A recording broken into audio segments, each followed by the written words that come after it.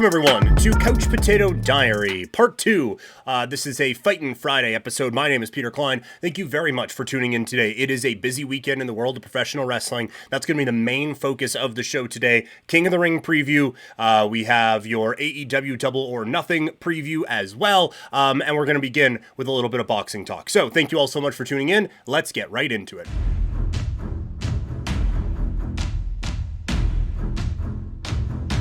All right, so the big heavyweight tilt between Tyson Fury and Oleksandr Usyk is now behind us. So what's in front of us? Let's take a look at the fights to make coming off of this one. Obviously, this will be very brief, only going to focus on the two main event fighters. And really, the fight to make coming off of this fight is this fight. Just do it again. That seems to make the most sense. You have, A, there's an automatic rematch clause in this, and B, this was such a close fight, such an entertaining fight, that they deserve rounds 13 onward toward 24 and 25. We'll see, but this was such a close fight, it deserves a rematch. One note on this, there is a mandatory challenger for the IBF Heavyweight Championship, so between now and this rematch potentially happening, Usyk may be stripped of his undisputed crown, or his unified crown, and just hold most of them. If that happens, that is an absolute disgrace, and quite frankly, the IBF shouldn't be factored in to the undisputed discussion anymore. If they strip Usyk of their championship, their title will hold as much weight as the Couch Potato Diary Heavyweight Championship of the world would. This would be just another example of this sport, which is on a roll right now, getting in its own way and potentially affecting things like that. Like, that would be an absolute abomination if that were to take place. It shouldn't happen. But hopefully, cooler heads prevail and we don't have to deal with such silliness going forward. In terms of this fight, or what to make out of it, if it is not the rematch, and for the purposes of this and to make sure that the segment is more than 10 seconds, I think if you were to run this, or not run this back, I think the next title challenger should be the winner of Zhang versus Wilder. Joshua, on merit, probably deserves a title opportunity first, but I don't think we have seen enough from Joshua to make us think that a fight against Usyk goes any way differently than the one-sided beatdown that Usyk put on him a couple of years ago. So I think Joshua needs to build that resume up a little bit more. We'll get to him in a second. So I think the winner of the Zhang Wilder fight gets a shot at Usyk. You have a couple fighters in the top 10. They're not in the top half of that, but it's still, you're getting a win over a top 10 heavyweight, whoever is coming out of it, and I think it's relatively marketable. One is significantly more marketable than the other, quite obviously, but I think that is probably the direction that I would go. In terms of where Fury goes next, I think it's Anthony Joshua. This is a fight that we have danced around for a very long time. These are two heavyweight fighters who have been a part of a trio, and now I suppose a quartet, that have defined this generation of boxing, so let them have at it. I think that would be the way to go. And then coming out of that, you basically do a tournament where you would have the Fury Joshua winner face the Usyk Wilder winner, and the losers could fight each other as well. And either way, you are coming out of that with a really interesting bout, unless I guess it's Wilder Fury 4. I don't think anyone's clamoring for that, but I think there are ways you can come around with this one and make it really intriguing. So those are the bouts I would make coming off of the heavyweight clash out in Saudi Arabia. Saudi Arabia was home to boxing last weekend. It's home to professional wrestling this weekend, as the King and Queen of the Ring will be crowned in the WWE. Let's talk about it.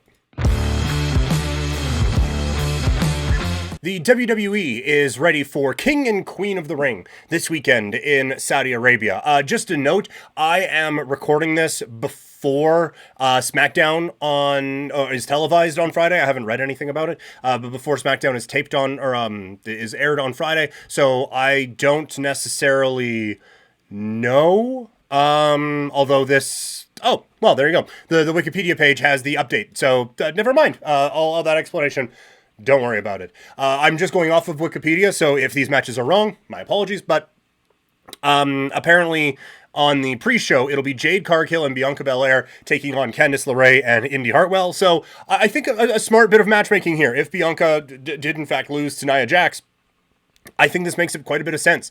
You have Jade Cargill, who is still relatively green, going in there with Indy Hartwell isn't the most experienced, but she has certainly been around, former NXT Women's Champion, and Candice LeRae, who next to Natalya is probably the most veteran on the women's side, and is, I think, an excellent, to steal from Chris Jericho, an excellent learning tree to sit under and to grow as a performer. So I think this matchmaking actually makes quite a bit of sense. The Jade and Bianca win this one going away. But I do think that this is a smart one. And then we'll see. I liked the tag team match that we saw on Monday Night Raw, declaring new title challengers at some point, but this is a fine match. Moving on to the actual premium live event itself. Up first, Becky Lynch defending the Women's World Championship against Liv Morgan.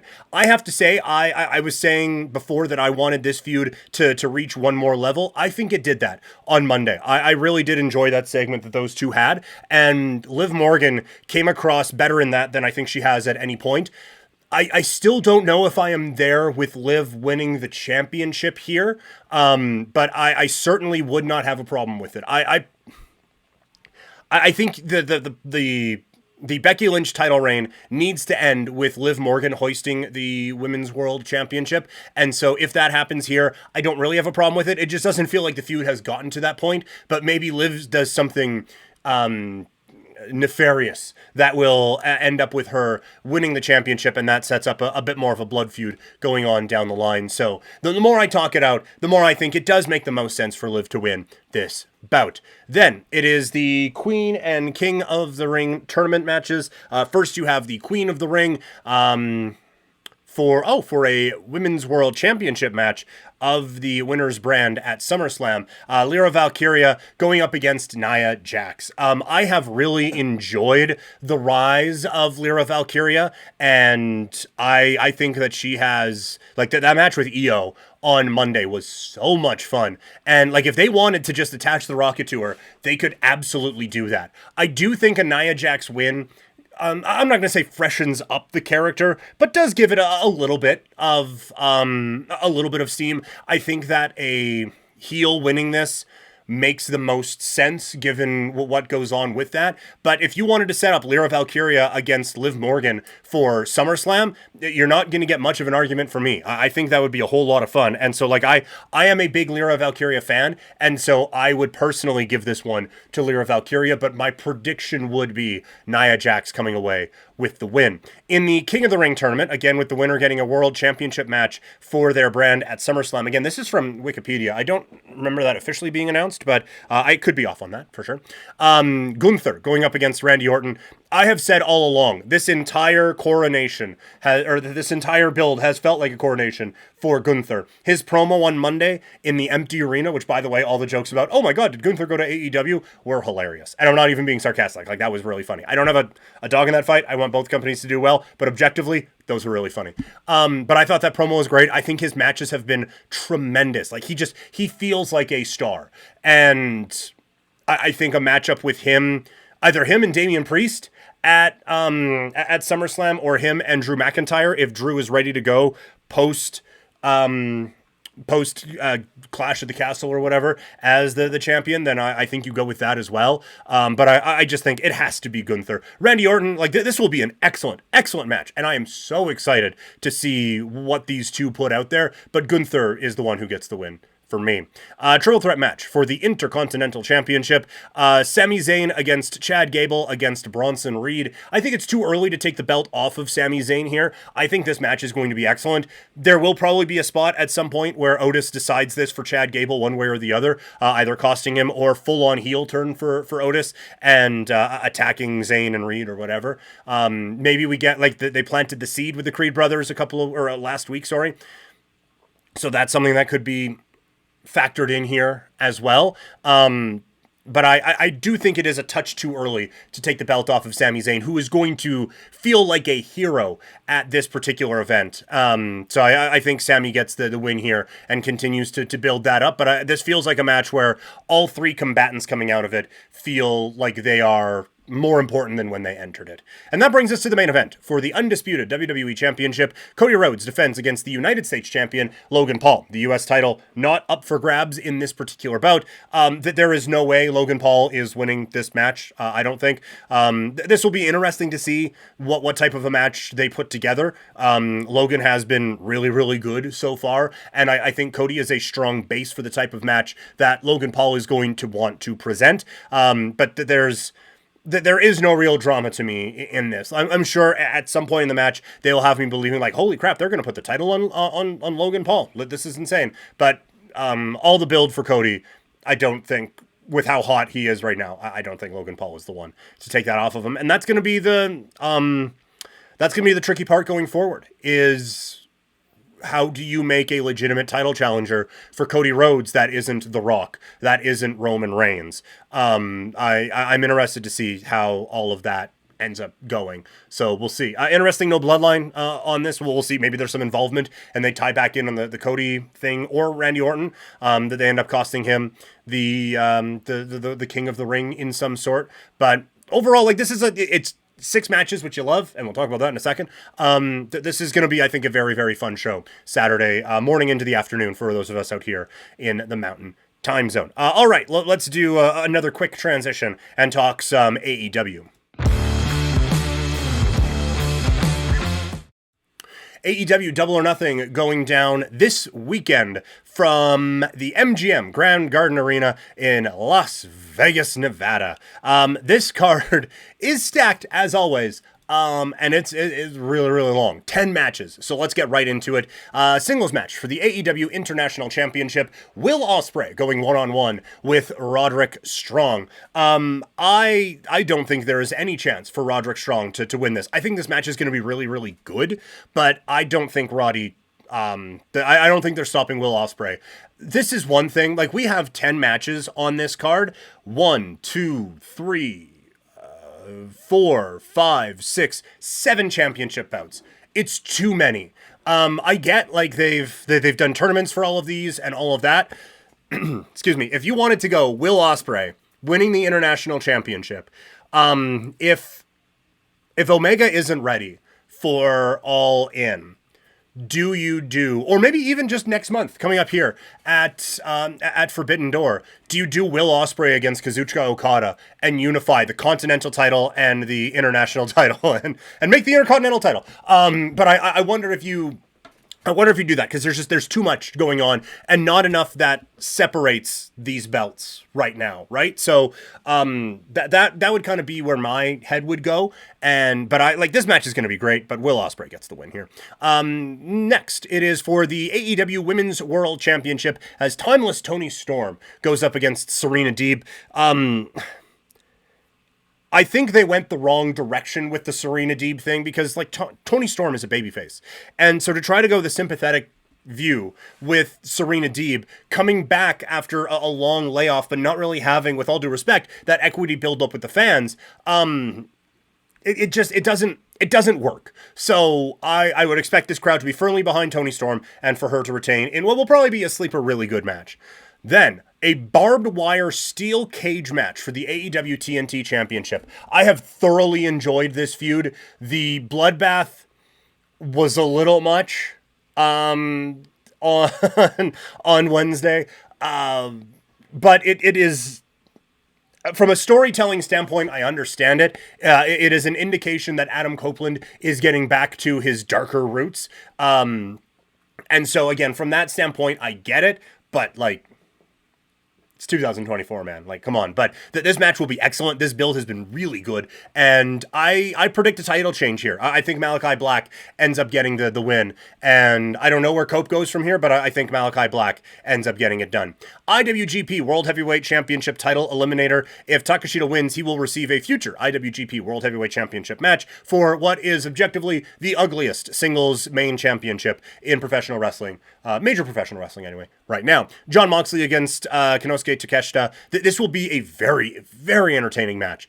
Really, really fun. And I think Takeshita probably loses. Like, I don't see them beating Jon Moxley right now, but I think this will be a very fun match and one where, again, Takeshita's stock raises a little bit. But I think we're going to need to start to see him in a few more impactful feuds than just he comes out and beats someone up every week and that's it. We need a little bit more from there. Up next, a singles match as Trent Beretta goes up against Orange Cassidy with the story of this, that Trent can beat Orange in just a straight up regular old wrestling match. I think this will be fun. The build up for this has been pretty good. The Don Callis family thing with this has been a little strange, and I do wonder if we get a full turn now and Beretta goes with the Callis family, because the Orange Cassidy involvement in it is just, it's weird, and it doesn't do anything for anyone, so I hope that they kind of switch this, but Orange Cassidy gets the win in this bout, in my opinion. Actually, you know what? It'll probably be Trent with something nefarious by way of the Callis family. And then a three-way FTW rules match for the FTW Championship. Chris Jericho against Hook against Katsuyori Shibata. The new Chris Jericho, over the top, happy to be there guy. It's okay. It's not my favorite of the Chris Jericho iterations. I will say that. Against Hook and Shibata, like, this match will be good. I would imagine Big Bill interferes and Jericho retains the championship and we move on from there. But this feud has been okay. And I would imagine we will get something that continues with Jericho and Hook. Then it is a trios match for the AEW Unified World Trios titles as the Bang Bang Gang of Jay White and the Guns taking on Death Triangle of Pac, Rey Fenix, and Penta El Zero Miedo. I thought a bigger deal needed to be made that Rey Fenix was back. I have said before, this guy should be a major champion in this company or anyone. He is legitimately one of the best performers in the world. He has had some injury issues, but he is one of the best wrestlers in the world. And so I thought oh my god, he's back needed to happen when Death Triangle kind of regrouped here. I hope Death Triangle gets the win here. I am not a fan of the Bang Bang Gang at all. I don't think Jay White really excels in the more comedic role, and no one takes the Guns seriously. So all of the, it doesn't mix for me, and it has significantly limited Jay White and made him feel like maybe even less than a mid-carder. And I think the feud with the Acclaimed set the Acclaimed back as well. I just think everything that this has touched has kind of turned negative, and so I hope Death Triangle comes away with it in this one. Then, singles match for the AEW TBS Championship as Willow Nightingale takes on Mercedes Moné. I have said before, this match needs to steal the show. It has been a not incredible debut for Mercedes Moné in AEW so far, but the thing that she is most known for is her in-ring ability. This is going to be a tough show to stand out on. Again, there's 10 matches. One of them's in a barbed wire steel cage, and the other one is called Anarchy in the Arena. So it's going to be difficult to stand out. But I think this needs to be an incredible match of the year caliber sort of a performance to get Mercedes Moné back on track. Because I said earlier in the week, right now, Mercedes Moné feels like the B-side in this bout. Willow Nightingale has, obviously, in kayfabe terms as the champion, she should feel like the bigger deal, but just in terms of watching this, Willow has felt like the better character, the better performer throughout this entire thing, and you didn't, with all due respect to both, you didn't bring in Mercedes Moné to take a backseat to Willow Nightingale. You brought her in to be a superstar, to be a difference maker, to be a needle mover. This match needs to be a needle mover. This is such an important match for both of these performers, but specifically for Mercedes Moné to try to get something back on the return for what she has done, because so far it hasn't been a whole lot.